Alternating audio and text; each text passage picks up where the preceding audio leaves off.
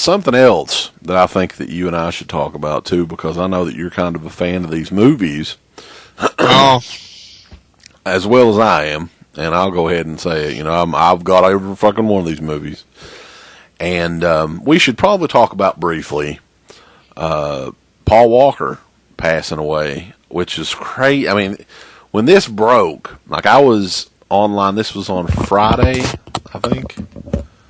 Was it Friday or Saturday? I can't remember exactly. I think it happened the day after. I think it was on a Friday. Yeah. And it was like, at first it was like, oh, it's been proven it's a hoax, you know, or whatever. And it was a few hours before people realized, yeah, this shit really happened.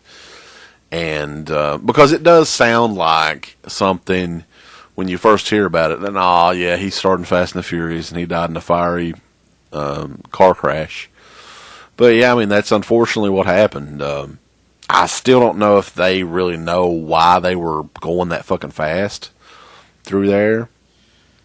I don't think they've said, but you know, from everything that I've heard, and I'm not going to say I'm the biggest fan of Paul Walker. I'm a Paul Walker fan, but I've heard that he's a great guy and he did a lot of stuff for charity, and that's what he was doing there that weekend.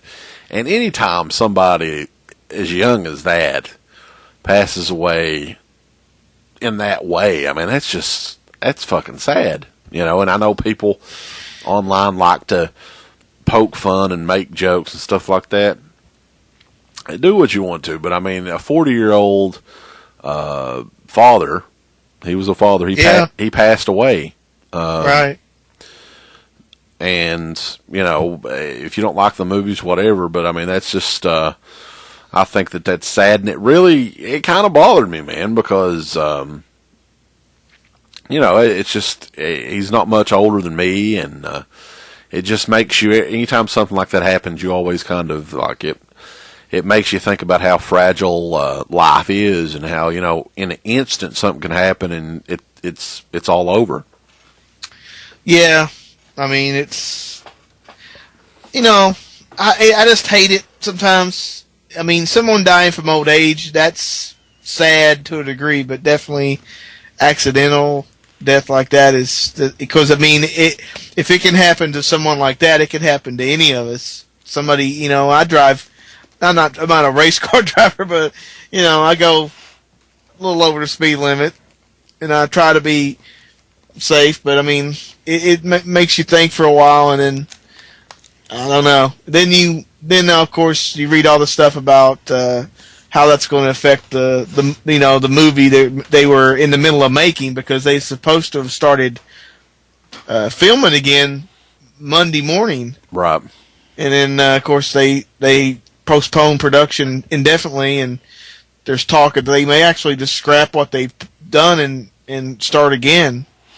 So it's hard to say what they're going to do. That's horrible news in that respect too, because you know, James Wan, who we've had on the show, I mean, this was a big opportunity for him, you know, in his career. And I know, like, you know, a guy lost his life. I mean, we definitely want to take that for granted too. But I mean, it just, you know, I think it just fucks everything up too, you know, for his career. Yeah, I mean, I don't know if it will, but you know, a lot of people say there's not been movies that have turned out halfway decent when one of the leading actors dies, you know, during production. You know, I heard The Crow was probably like the only example where the movie kind of turned out okay, or you know, other times it's it just seems disjointed. The story doesn't make sense, or it's really an abrupt change. I mean, right. Well, I've seen some movies where, you know, I guess the most famous one that they actually redid and released, at least in my mind, was that Game of Death, where Bruce Lee had filmed a bunch of footage and died, and that footage stayed there for like 5 or 6 years, and they went back and tried to get a look-alike, and then actually cut a picture of his face and superimposed it over an actor, and all kinds of weird, cheap shit that really was kind of insulting. Right. So, but I mean, I don't think that's going to happen here. I think I think that they'll probably come up with some classy way of doing a tribute to him. Yeah, I mean, I don't know how much stuff they've shot. I know they started working on it back in September, and I don't know how long. I would imagine it'd take a long time to shoot a movie like that involves that many stunts and special effects and all that stuff. I think pretty close to halfway or a little over. I mean, so I think that's what I heard. It might be one of those situations where they could possibly have enough to where they could leave him in there and still pay kind of a tribute to him, even if they had to start over on a lot of other stuff to make it make sense. So you never know.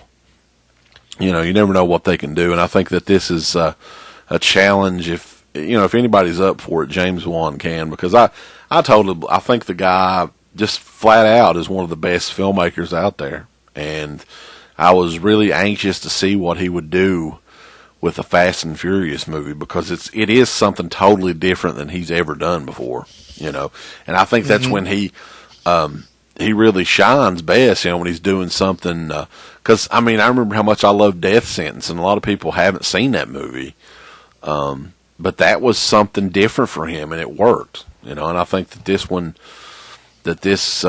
movie had the chance of being one of the best Fast and Furious movies, but we will see. But again, R.I.P. to Paul Walker, and I'm a fan of the guy.